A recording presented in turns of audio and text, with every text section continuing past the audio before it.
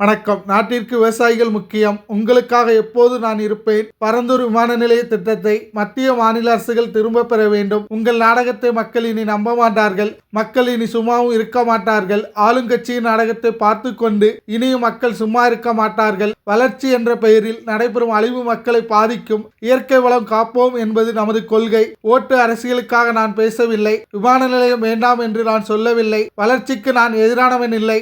பரந்தூரில் விமான நிலையம் வேண்டாம் என்றே நான் கூறுகிறேன். பரந்தூர் மக்களுக்காக உறுதியாக இருப்பேன். சட்ட போராட்டம் நடத்துவோம். விவசாய நிலங்களை அழித்து பரந்தூர் விமான நிலையம் வருவதை ஏற்க இயலாது. விவசாய நிலங்களை அழிப்பது மக்கள் விரோத அரசாகத்தான் இருக்கும். 90% நீர் மற்றும் விவசாய நிலங்களை அழித்து விமான நிலையத்தை கொண்டு வர உள்ளனர். பரந்தூர் விமான நிலைய திட்டத்தில் ஆட்சியாளர்களுக்கு ஏதோ லாபம் உள்ளது. அரிட்டாம்பட்டி மக்கள் போலதான் பரந்தூர் மக்களையும் பார்க்க வேண்டும். டங்ஸ்டன் திட்டத்தை ரத்து செய்தது போல பரந்தூர் திட்டத்தையும் ரத்து செய்ய வேண்டும். பரந்தூர் ஊருக்குள் வர எனக்கு ஏன் தடை என்று புரியவில்லை. தவேக தொண்டர்கள் நோட்டீஸ் தரக்கூட தடை விதித்தார்கள். உங்கள் குலதெய்வங்கள் மீதான நம்பிக்கை வீண் போகாது. நம்பிக்கையோடு இருங்கள். உங்கள் வீட்டு பிள்ளையாக நிற்பேன் என தமிழக வெற்றி கழகத்தின் தலைவர் விஜய் கூறியுள்ளார்.